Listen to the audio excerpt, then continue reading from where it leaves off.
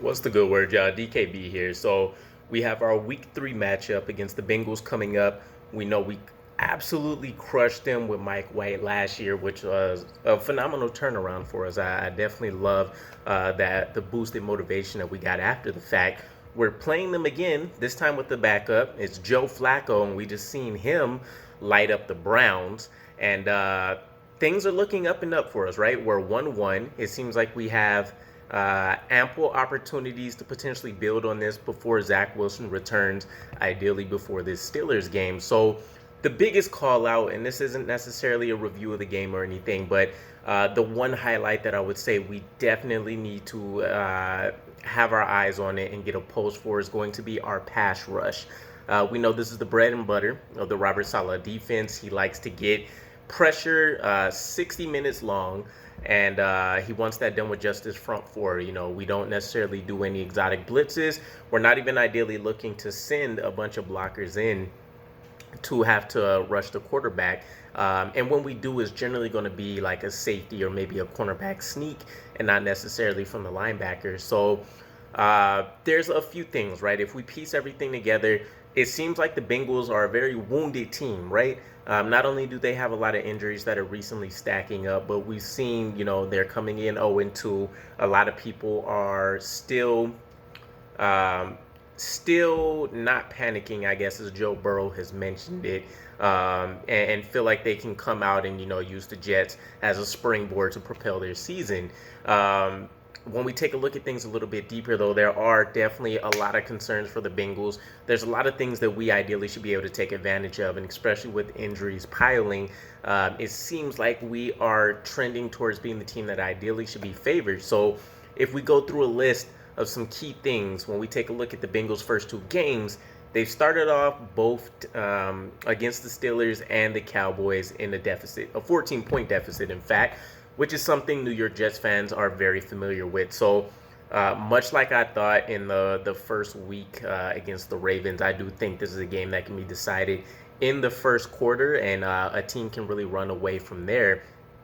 Um, it's not just the fact that they've been in a first half deficit that sets the other team up, and unfortunately, they had to face the Steelers and the Browns, who have a notoriously amazing front seven, which is something the Jets are looking to build, and you know, not necessarily build anymore, but establish and prove that we can be put into that top category as well.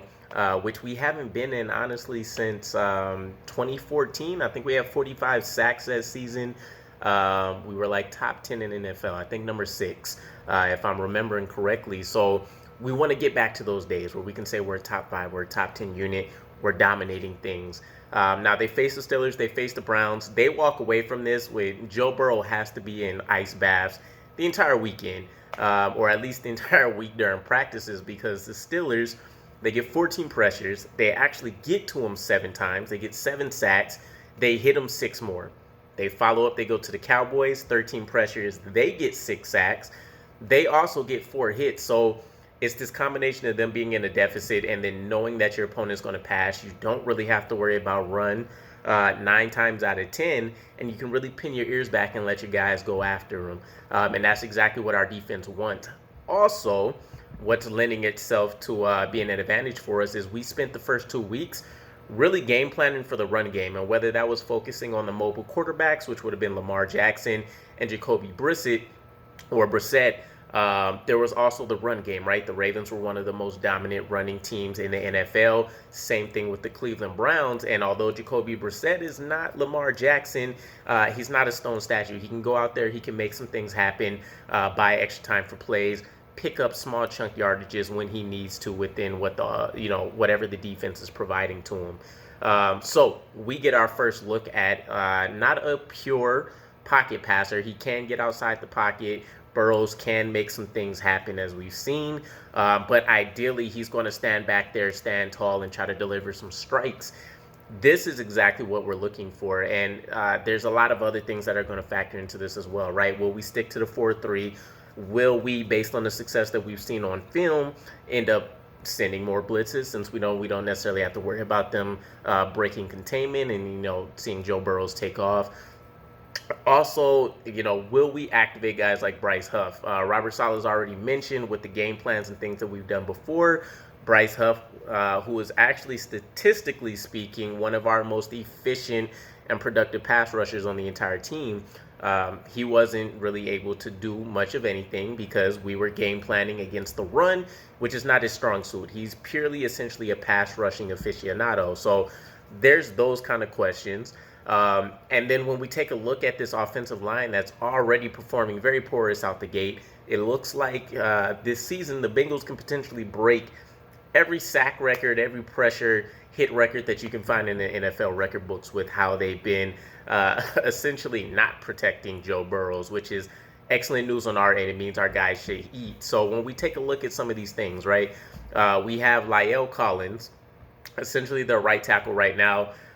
He's been listed as questionable, but he also has not played the entire week due to a sore back. And this is actually an issue that's been plaguing him all training camp. He didn't even really get a chance to practice until late last month. And then we go down the rest of some of these injuries that have popped up either recently or that have kind of been a bit ongoing. We have Hayden Hurst, one of their premier tight ends that they tried to sign to get things going. He's dealing with a growing issue and seems like he's had a setback. Wide receiver T. Higgins has a toe issue, and although he's still fully practiced, that is something that can hinder him. And it looks like on paper, at least, that the matchup should be awesome, right? Superstar wide receivers versus this top five, cornerback tandem that we have with DJ Reed and Sauce Gardner. And then tight end Drew Sample, who is one of the best blocking tight ends in the entire league, he gets a knee injury, and he's actually going to end up on injured reserve. So when we take a look at it, they're going to have to do some reshuffling of their offensive line potentially. At the tackle spot, if La'el Collins can't make things happen, we're looking at Hakeem Adeniji or Deontay Smith. And Hakeem, he's a 6th-round pick from last year. This would only be his second start. Or Deontay Smith, he's a 4th-round pick from 2021. And this would essentially be his first start. They've had some other playing time, but essentially, you guys, I'm trying to paint the picture a little bit. There's not a whole lot of experience that's there. I will say, I believe Hakeem, when he was in and playing against the Browns, he was able to hold Myles Garrett to a pretty considerable, modest record of just 1 sack. There wasn't a whole lot of issues with him getting a bunch of pressure and kind of breaking him down. So we'll see. We'll see how that pans out against the New York Jets. But irregardless, we're taking a look at 2 of their top tight ends that are gone. The backups to them is Mitchell Wilcox and Devin Asiasi. Devin Asiasi should be a name we remember from being with the Patriots and got released pretty quick, but that's a total of 33 snaps between the 2 of those guys. So not only are they down some of their top tight ends, one of their top wide receiver weapons in T. Higgins could at least be limited. I still expect him to play. And then La'el Collins may not play in the backups behind him, while there's been some pretty big potential shown out of at least one and at least some adaptability by Deontay Smith. He's been able to kind of play a bit of guard and tackle. It shouldn't be something that the team is fully confident in. So the New York Jets are set up in every fashion to be able to go out here and dominate. Carl Lawson, who I think only has a half sack so far, should be able to go out there and kind of, especially against, let's call it a revenge game, if you will. And CJ Uzomah already seems like he's kind of on board with that same storyline. They go out here, they prove something. We've seen Jermaine Johnson step up. Quentin Williams has looked like a top 5, tackle in the league. This should help get JFM back on track. We should see Bryce Huff, Bryce Huff get sprinkled in and be able to show a pretty strong contribution right away. And as we've seen, if we can send wave after wave after wave of these guys and make things hell for the opposing quarterback all week. So that is what essentially I'm looking for out of what should be a dominant pass rushing defense for us this week. But let me know what your guys' thoughts are. Again, I'm even with this being said, I'm not taking the Bengals and Joe Burrows lightly whatsoever. Even with all of those crazy stats that I gave you guys, they still took the Steelers to overtime. It took the Cowboys kicking a last-minute field goal to win. They've lost by a total of 6 points. So we can't take our foot off the gas. Let's go out there and have another fantastic showing and hopefully put a full performance together. We see the offense ball out. we see our defense ball out, and hopefully special teams continues to look on the up and up. So let me know what your guys' thoughts are again, and I will catch you again. Peace.